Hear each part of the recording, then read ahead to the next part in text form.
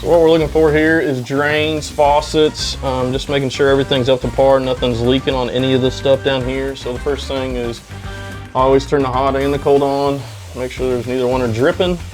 And then I always come down here to check for leaks just like we did in the kitchen. These are your joints right here and back there to make sure nothing's leaking.